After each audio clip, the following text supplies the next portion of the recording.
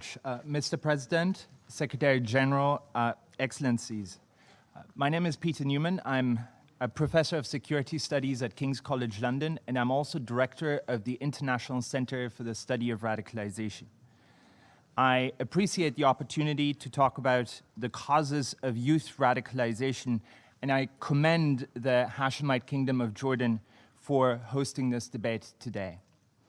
I've dedicated the past 17 years of my life to studying and understanding the process and the causes of radicalization. It's what I've been doing day in, day out. It's what's kept me awake many nights. I was born and I come from Germany, and I've always struggled, for example, to understand how people from my own country, with the history we have and the atrocities and wars that we've caused, how young people from my country, a very small number, but still, how some of my own compatriots could still be attracted to neo-Nazi ideology. When I was a student, I spent a year studying in Belfast, Northern Ireland. It was the last year of the conflict, 97, 98. The conflict was winding down, peace was coming, yet the scars of conflict were everywhere, and I was looking for the cause. When 9/11 happened in the city, it seemed far away to me, but 4 years later, in 2005, terrorists struck in London, where I was by then living and working as an academic. The terrorists that attacked London were not from the Middle East, they were not from a zone of conflict, they were from England. They'd been born in England, they grew up and went to school there, they had British passports, and they spoke English with a better accent than I do, even when I try. What made them do it? Let me tell you straight away, and I'm now speaking as an academic, there isn't a single reason why young people radicalize. There isn't a single root cause. Radicalization is a process. It is the process whereby people, often mostly young people, turn to extremism, sometimes violent extremism. It's a process that can occur in any society, and as such, it doesn't have a specific cause. It's conflicts that have causes. If you make a list of every grievance expressed in every conflict in which youth radicalization has taken place, you end up with a very long list indeed. You'll end up with a list that includes, in essence, every problem in the world. And at that point, it becomes difficult, because I know, and you and the Security Council know better than everyone else, it is neither possible nor realistic to expect politicians, policymakers, diplomats, even the United Nations, to solve every problem in the world. So let me say one more time, youth radicalization as such doesn't have one specific cause everywhere, but conflicts do. And so instead of talking about the causes of radicalization in general, what I'd like to talk about is one specific conflict, one specific population within that conflict. The people I want to talk about are foreign terrorist fighters from my continent, the continent of Europe. Foreign fighters who've gone to Syria and Iraq to join the organization that calls itself Daesh. They are mostly young people from cities like Berlin, Paris, Stockholm, and London, citizens of our countries, up to 4,000 of them who've joined a totalitarian organization that chops off people's heads and burns them alive. My colleagues and I at my center in London, ICSR, we've been interested in these people for over 2 years. We know many of them. We found 700 of them on Facebook, Twitter, Instagram, Tumblr, social media platforms where they are posting news and updates, comments and pictures. We've spoken to nearly 100 of them, some over the course of several months. And we've met face to face with many facilitators, transporters, sheikhs, and of course the fighters themselves on the ground in the border towns from where they enter into Syria. So we know these people, we know their stories, and we know there isn't just one story. There are many stories. Some of them are pious, but others not.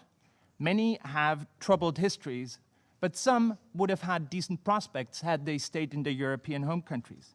Some were driven by the humanitarian suffering of the Syrian people.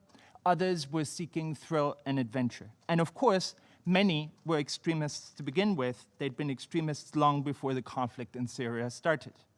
So when it comes to their basic characteristics, their, if you want, socioeconomic profiles, we're dealing with an incredibly diverse group of people, more diverse than any extremist population that I have seen. So diverse, It now, for the first time in this particular group, includes large numbers of women, 10, 15, in some countries, 20% females. So what do they have in common? There's an uncomfortable truth here for my European compatriots. However different the foreign fighters that my colleagues and I have found and spoken to, however different their profiles and characteristics, what many, if not most of them, have in common is that they didn't feel they had a stake in their societies. They often felt that because of who they are, how they look, where their parents or grandparents came from, they still weren't part of us. They weren't European. They didn't belong. They'd never succeed in Europe, however hard they tried. And if you do not feel you belong, if you don't feel you're part of your society, it becomes easier to leave. It becomes easier to hate. It becomes easier to go against the very society whose passport you carry, whose language you speak. Let me make this very clear. Being excluded on its own doesn't explain why you become a foreign terrorist fighter. It certainly doesn't justify it. Nothing justifies terrorism.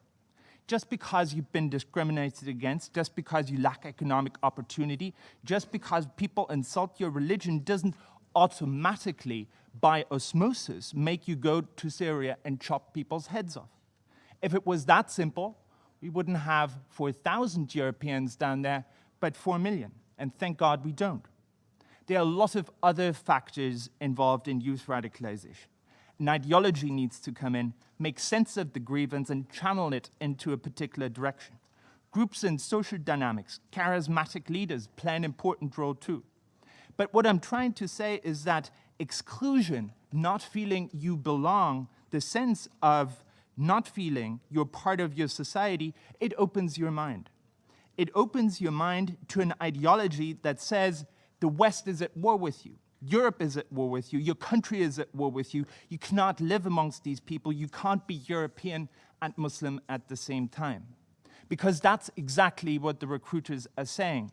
That's what the Daesh videos on the internet are saying, and it resonates with some. It resonates not because Daesh has magical powers of persuasion or because the videos are produced so well. It resonates because it makes sense of people's state of mind. It gives them the answer they were looking for. It turns a grievance into a cause, one that gives meaning and significance. It's weirdly empowering, as hard as that may be for a lot of us here today to understand. So a sense of inclusion, that's not what causes it, but it's the precondition for everything that follows. How do we stop it? There's lots of things we need to do. There's a lot of firefighting. Stop people from traveling, arrest them, share information. Some of these measures are outlined in UN Security Council Resolution 2178 that I had the honor to work on with Ambassador Power and her team. We need to empower young people to make their own choices as full members of their societies, but we also need to empower parents, especially mothers. They are our strongest allies. They are often the last ones who still have a degree of influence over their kids, and we've often seen how parents have managed to stop their kids from going abroad. We need to create de-radicalization programs that deliver tailored interventions, either when people are on the brink of joining extremist groups before they are traveling to Syria or when they come back. We need to challenge extremist ideas on the internet where extremists are incredibly effective and we are not. But firefighting isn't enough. If we want to stop this from happening again and again, we need to work on creating more inclusive societies and more inclusive identities. It is the toughest part of prevention. It is the most costly and the most long-term, but we must do it. Because only if more people feel they belong, they truly belong to their European societies, however they look, whatever religion they practice, only then will we succeed in reducing the pool of people from which violent extremists recruit. Thank you. أشكر الأستاذ نيومان على إحاطته. أعطي الكلمة الآن إلى دكتور سكوت آتشان.